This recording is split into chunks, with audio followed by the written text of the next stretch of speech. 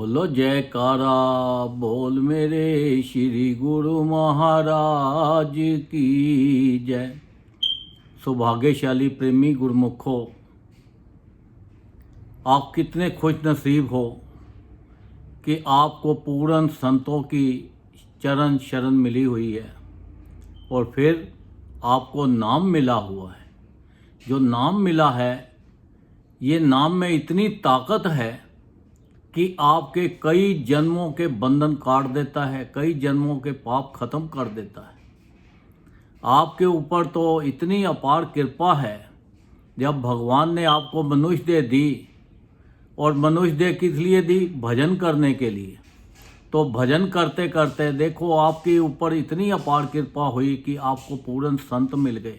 जो पूर्ण संत हैं, ये साक्षात भगवान का ही रूप है।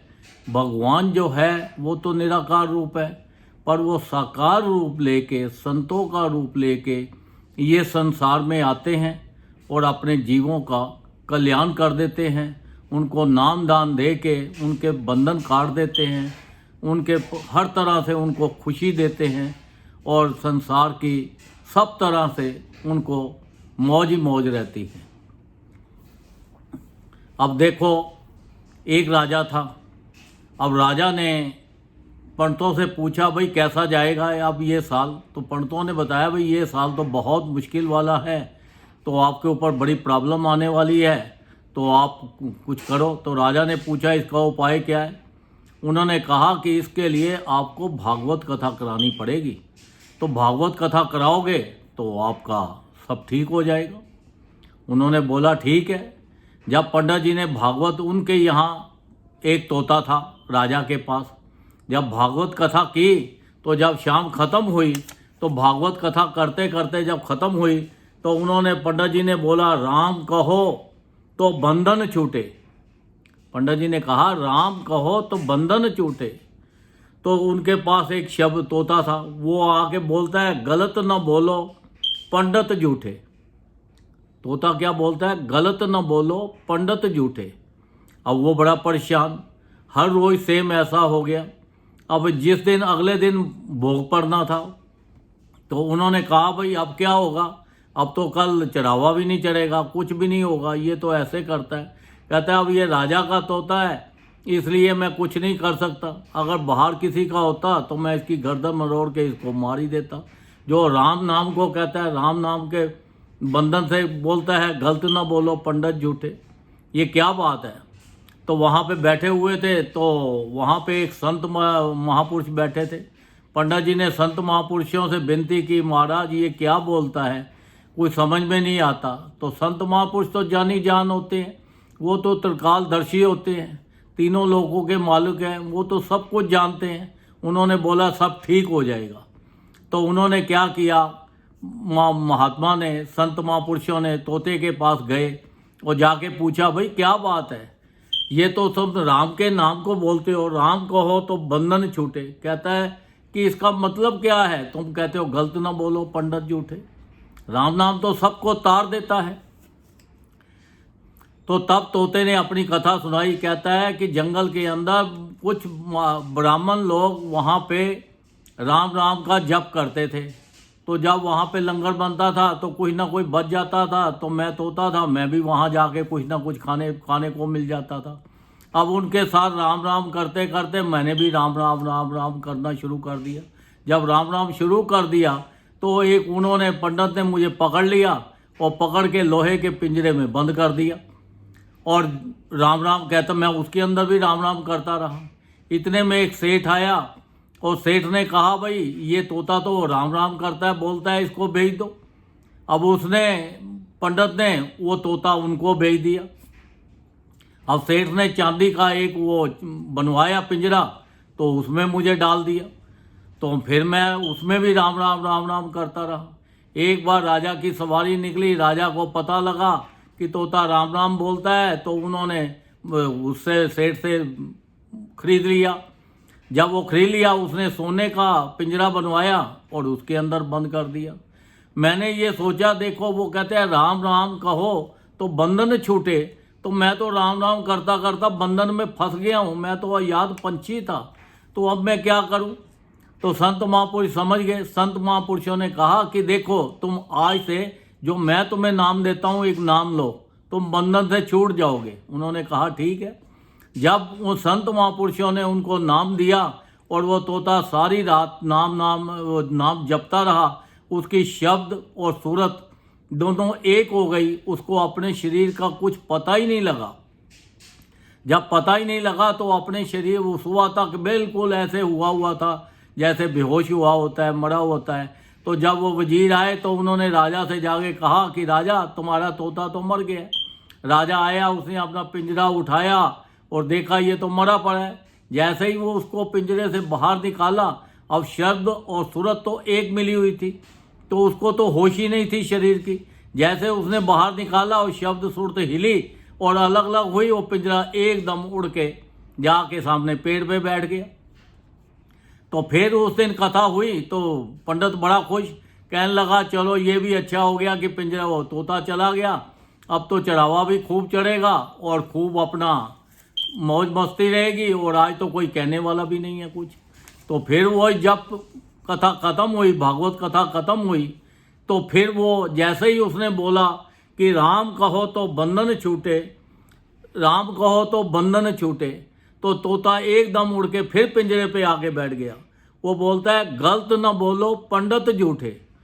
फिर उसने दोबारा बोला गलत न बोलो पंडित झूठे। वो कहता है सतगुरु मिले तो बंधन छूटे, सतगुरु मिले तो बंधन छूटे। क्योंकि राम नाम तो वो हर रोज जपता था, पर उसको उसका मतलब नहीं पता था। तो मतलब जो है वो संत महापुरुष मतलब बताते हैं कि राम नाम का मतलब क्या है, इसको कैसे जपना है, इसके ऊपर कैसे विश्वास करना है। उन्होंने उसको नाम दिया तो देखो उसकी सुर शब्द एक हो गई और वो बंधनों से मुक्त हो गया। तो देखो हम कितने खुश नसीब हैं कि हमारे ऊपर संत महापुरुषों की कितनी अपार कृपा है।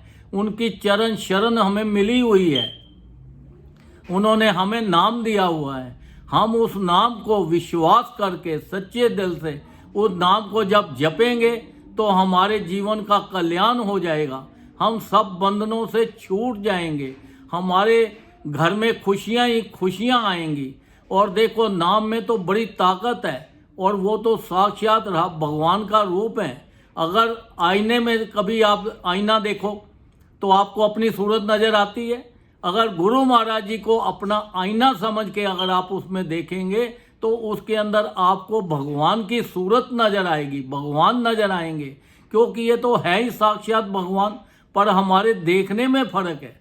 अब देखो कि उन्होंने तो नाम हमें दे दिया, अब नाम जपो नाम जपो। अब जितने कितने नाम दिया कि कैसा कोई जपता है।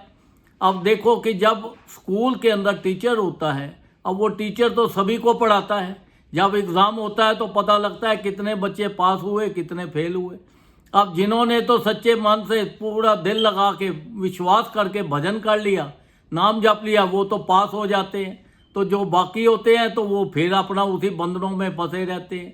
तो अपना जो देखो संत महापुरुषों तो सभी पे कृपा करते हैं। वो कहते हैं दर पर भले बुरे सब आएं, इच्छा पूरी वो कर जाएं। देखो उनके पास तो कोई भी चला जाए, कोई चोर चला जाए, डाकू चला जाए, बदमाश चला जाए, शरीफ चला जाए, कैसा भी चला जाए, किसी जात पात का चला जाए, उनके लिए तो सब एक समान है। क्योंकि ये प्रभु की नगरी है, प्रभु ने सबको बनाया है, तो इसलिए उनके लिए तो सब एक समान है। ये तो हमारे सोचने का फ़र्क है कि हम अलग अलग हैं, पर उनके लिए तो सब एक ही हैं। तो वो तो सबके ऊपर दया दृष्टि करते हैं। अब जो उनके नाम को जपता है, जो उनकी चरण शरण में रहता है, उनके हुक्म की पालना करता है, तो वो जीवन का पूरा पूरा लाभ उठा लेता है। अब देखो हमारे संत महापुरुषों ने हमारे ऊपर कितनी अपार कृपा की कि हमारे लिए 5 नियम बना दिए। श्री आरती, पूजा, सत्संग, सेवा, सिमरन और ध्यान, जो श्रद्धा सहित करे निश्चय हो कल्याण। कि देखो इतने कहते हैं जिस परिवार के अंदर ये 5 नियमों का पालन होगा वहाँ साक्षात भगवान रहते हैं, और उस परिवार में कभी कोई बीमारी नहीं आती, कोई वहाँ तकलीफ नहीं होती, वहाँ पे कभी गरीबी नहीं होती, वहाँ खुशियाँ ही खुशियाँ रहती हैं। अगर कोई मुसीबत आने वाली भी है, कोई प्रॉब्लम है भी, तो वो आपकी ऐसे कट जाती है कि जैसे आपको पता ही नहीं चलता। क्योंकि जब संत महापुरुष बैठे हैं, जैसे किसी के परिवार में बच्चे होते हैं तो माँ बाप उनका ख्याल रखते हैं, बच्चों के ऊपर कोई भी दिक्कत आने वाली हो, कुछ भी हो, तो माँ बाप उसको संभाल लेते हैं, तो माँ बाप कंट्रोल कर लेते हैं। ऐसे ही हमारे जो संत महापुरुष हैं वो हमारे ऊपर हर वक्त उनकी निगाह रहती है, हर वक्त हमारा ख्याल रखते हैं, क्योंकि वो निराकार रूप भी हैं, साकार रूप भी हैं, घट घट वासी हैं, सर्वव्यापी हैं। तो वो तो अंतर्यामी हैं, वो तो हर चीज़ का उनको पता है। ये मत सोचो कि वो हमें नहीं देख रहे, वो बहुत दूर बैठे हैं, वो हर वक्त ही में हमारे साथ हैं। तो आपका देखो ये फर्ज बनता है कि जब भी उठो, चलते फिरते उठते बैठते, हर वक्त उस परमात्मा का नाम जपते रहो। इसका कोई टाइम नहीं है। आप कभी घड़ी को देखो कैसे चल रही है, आप सोचते हो कि देखो कितनी स्पीड के साथ टाइम आगे बढ़ रहा है, पर इसी स्पीड के साथ हमारा जीवन का जो टाइम है वो ख़त्म होता जा रहा है। ये मनुष्य देह हमें बड़ी मुश्किल से मिली है। ये मनुष्य देह जो मिली है इतनी स्पीड के साथ इसकी उम्र कम हो रही है। ये बड़े थोड़े टाइम के लिए मिली है। इसका पूरा हमें लाभ उठाना है। जितना ज़्यादा फ़ायदा उठा सकते हो कर लो। भगवान ने तो तुम्हें ये मनुष्य देह दी, जाओ जाके परमात्मा का नाम जप के तो अपना जीवन सफल कर लो। बाकी हमारी ड्यूटी भी बनती है कि हम ज़्यादा से ज़्यादा परमात्मा का नाम ले।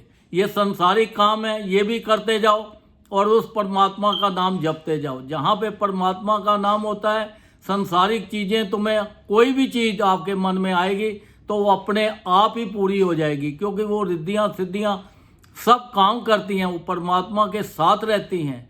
तो हमारे ऊपर तो इतनी देखो अपार कृपा है, उन्होंने ऑल ओवर वर्ल्ड में सत्संग आश्रम बना दिए। तो वो आश्रमों पे जाओ, वहाँ पे सत्संग सुनो, वहाँ पे तन से मन से धन से जितनी भी सेवा कर सकते हो उतनी सेवा करो। जब हम सत्संग में जाएं तो हमारा ध्यान सत्संग में होना चाहिए।